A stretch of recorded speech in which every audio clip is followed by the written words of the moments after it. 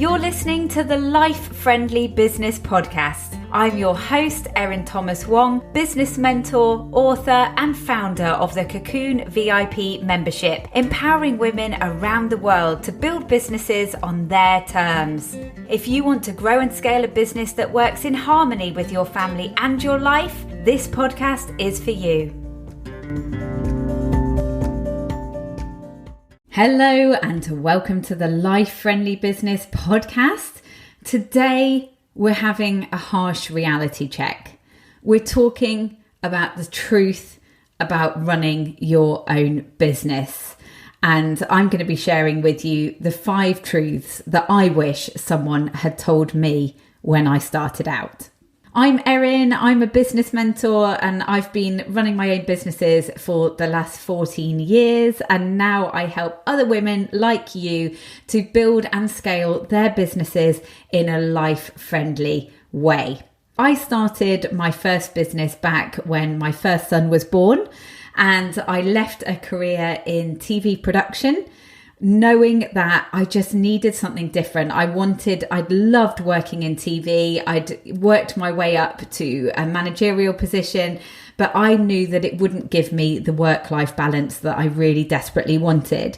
And so when my son was 6 months old, I bought a franchise of a small print fingerprint jewelry company, and I set that up in West London, and it opened up this whole new world for me of business. And I then became a little bit addicted and started developing other businesses as well. So this is my 5th business, and I've been able to roll all of the stuff that I love into this business. But over the 14 years, I have faced a lot of challenges. I have faced a huge lack of confidence being a business owner, calling myself a business owner. You know, it's really interesting when I work with women and I find out that actually the word entrepreneur makes them absolutely cringe because they just, they can't see themselves like that. Some people don't even call themselves a business owner, even though they have created something that they are selling and they're making a living from it. I also spent years and years, wasted years and years worrying way too much about what other people thought of me. I didn't have the right support in place because I tried to do everything on a shoestring budget. I also didn't think big enough or long term enough because in my head I was only working part-time around the kids, and so therefore I would only ever earn part-time money. That was a limiting belief, and I have now smashed through that. But I know it's something that maybe you resonate with, this feeling of, you've only got a certain number of hours to work, so therefore you can't expect to earn the money that you want to earn. And that's not actually true. I have also had issues with creating the right business model. When I say right, I mean in terms of a sustainable business, in terms of a scalable business, and one that I can, make sure that I've got the flexibility that I want to work around family life. And one of the huge challenges has been being brave enough to get visible. Now, you might be thinking, Erin, you're speaking to me on a podcast. You must be confident now to get visible. Yeah, I am now, but I didn't used to be. And it really was, so 7 years ago now when I set up what's now Life Friendly Business, that I really thought, you know what, Erin, if you want to make this a success, you're going to have to stand up and speak for yourself because no one else is going to do it for you. And that's when I started digging into loads of personal development stuff and have got to the place where I am today. So I can't recommend highly enough actually spending time doing that personal development stuff. We have loads of training in the Cocoon about this as well, because I genuinely think it's just as important as learning about strategy and the tools of running a business is having the right mindset to do that. The reality, the truth of running your own business is that it is hard.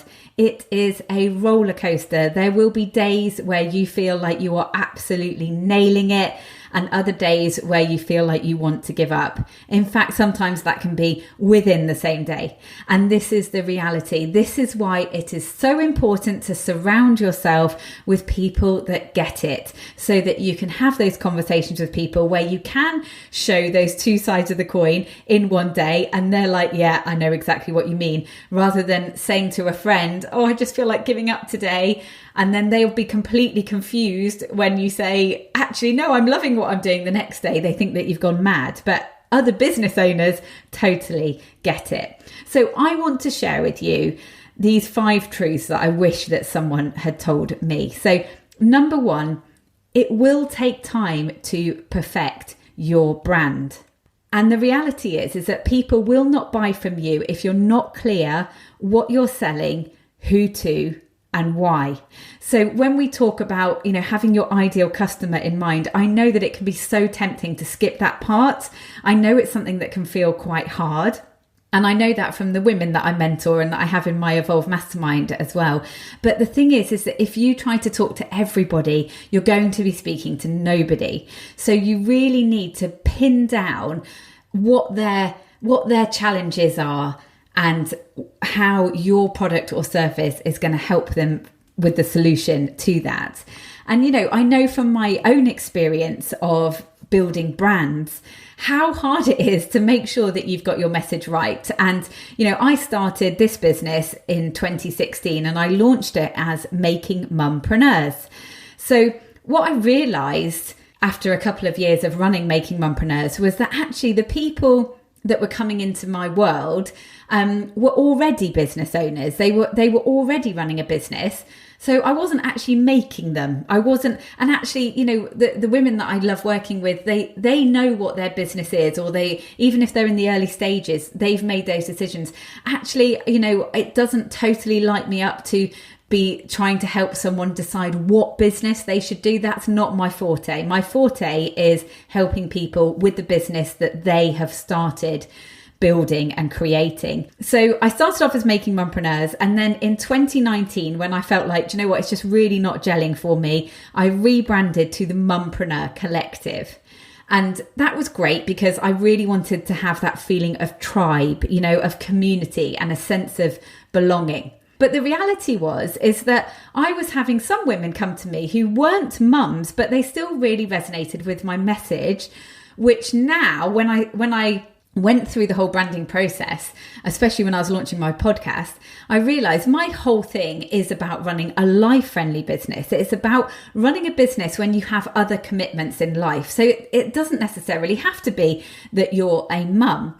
And so in 2021, when I launched the podcast, I also rebranded to Life Friendly Business on Your Terms. And, that just encompasses my message so much more clearly, because it's like I'm on a mission, which I am. I'm on a mission to help you build a life-friendly business. And it's kind of like, a call to action for all of you to come along and build your business in a life-friendly way. So it really encapsulates that, and it's very empowering, and I'm sharing this vision with you, and it's more inclusive.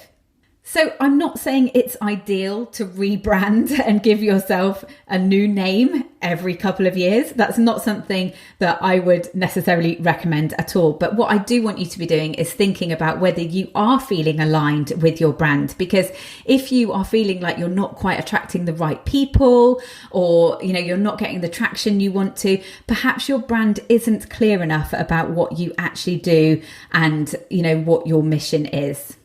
The second truth that I wish someone told me was that you really do need to love what you do, because you will have days when you want to give up, and getting a job will feel like an easier option. So you need to accept as well that you are going to have financial uncertainty. If you are running your own business, that is part and parcel of it, and we need to plan for it. We also need to forgive ourselves for making mistakes, because we're bound to make mistakes, because, we're all learning as we go along. So we have to be really honest with ourselves about the day-to-day tasks in our business, of the business that we have chosen, and whether that is the right route for us to take. The third thing is that you really do need to pace yourself. I think there's so much messaging out there about, I can help you earn 6 figures within 12 weeks of doing my program and all these kind of things. And it really gives this false sense of how long it takes to build a business, because income will take time to build. You know, the reality is that it can take 3 years to break even, or even 5 or 6 years to make a profit. But we are being fed with all these messages to say that you should be able to make profit instantly and start paying yourself instantly. And that really does not help. I really despise that toxic messaging out there. So you need to pace yourself, and you need to avoid shiny object syndrome and make sure that you get one thing working at a time. So, you know, sometimes that's where having a mentor or having a mastermind group to work with can really help just slow you down. You know, often we are such creative people and we get really excited by what we're doing. And so one of the challenges is to make sure that you stay on track for the course. The hard truth number 4 is that you will need to invest. If you're running a business, getting support is going to be your fastest way to profitability. You can do lots of stuff for free. It will take longer. It will mean you won't be able to pay yourself for longer. And the thing is, as well, is that when we're trying to do stuff for free, we're probably going to make mistakes because we haven't got someone guiding us, and that can knock your confidence as well. And I think, you know, when we're looking at investing, it can be really scary. I do understand that. And if you're not able to really pay yourself the money that you need to pay yourself, you might be thinking, well, how on earth am I supposed to invest money? But this is where, you know, you are running a business, and we need to be thinking about, you know, what budget can I give myself for this year to be able to invest and support, and how will I pay that back? So if I, for example, have a 1-hour mentoring session and that's £150, for example, how many sales will I need to get to return that investment? Now, it's not always a clear return for the investment that you make. For example, you know, when I spent all this money doing personal development stuff, I can't tell you, oh yes, I spent this much on going to a conference and then I got this many sales, because it doesn't work like that. It's the bigger picture of investment. But I've got some questions here to help you thinking about whether to decide to invest. So I'll just read through them. There are 6 questions, okay? So number 1, will investing in this give me the confidence to market myself more easily and therefore make more sales? Number 2, will investing in this teach me valuable skills to grow my business, which could take me years to learn on my own? Number 3, will having this support make running my own business more enjoyable and less stressful? Isn't this what we all want? So number 4, will investing in this reduce my self-doubt, overwhelm and procrastination, and therefore help me take action faster? Number 5, have I been meaning to make a change or develop something for ages and it's just not happening when I try to do it alone? Because maybe investing in that thing is going to help you actually get it out there and start selling it. Number 6, finally, will I be able to recoup the money I'm investing with the sales I make as a result? And like I say, this isn't always a clear exchange, but you could be thinking within the next year. So if I invest in this program, in this mastermind, in this online course, will it give me stuff that I need in order to make those sales? So I really hope that's useful for you to be thinking about. And the last truth, the 5th truth that I really do not feel like I was told very early on, is the fact that it is absolutely possible to build a successful and profitable business in a life-friendly way. You get to decide what's important to you. You do not have to follow the entrepreneurial hustle grind culture that we're fed about working 70-hour weeks and all those things, because you need to work hard so that you can earn money and sell your company for this much or whatever time. You can do it the way that you want to do it. You don't have to subscribe to that. You need to set your own boundaries and your non-negotiables. So what does life-friendly mean to you? Does it mean that you only work during school hours? Does it mean that you never work at weekends? You decide what those boundaries are, and also the things that you need to thrive in order to enjoy the journey. You get to decide on your own measures of success. Maybe your measure of success is not the amount of money you pay yourself each month. That's fine. Maybe it's to do with the flexibility that you have. So there's all these different things. We're all unique in our situations, and it's okay to decide your own measures of success rather than being influenced by others. You need to be the best boss to yourself that you can be. Most of us are working for ourselves because we want to be able to dictate our schedule, and we want to be able to have this flexible business and, benefit from the work that we're putting in. But we need to make sure that we are not beating ourselves up, that we are not working ourselves to the bone and giving ourselves a hard time when things go wrong. So be the best boss you can be. And also, you always do need to keep track of the bigger picture of your business. So just to recap, those 5 truths are that it takes time to perfect your brand, but that's a really important part of building a successful business. Number 2, you need to love what you do because there will be hard days. And I would definitely say get support from other women who get it too. Number 3, you need to pace yourself. So try and be strategic. Try not to get distracted by shiny object syndrome. Number 4, you will need to invest. So you need to think about how you can do that and at what point you are willing to do that. And number 5, you absolutely can scale your business in a life-friendly way. That is what I'm here to help you do. So I really hope you found this episode insightful. I'd love to hear what resonates with you and, any hard truths that you have found over the time of running your business that you wish someone had told you. Please do come and share it on the social channels. You can find me at Life Friendly Biz on all the platforms, or you can email me at erin@lifefriendlybusiness.com and check out the website and see how I can help you.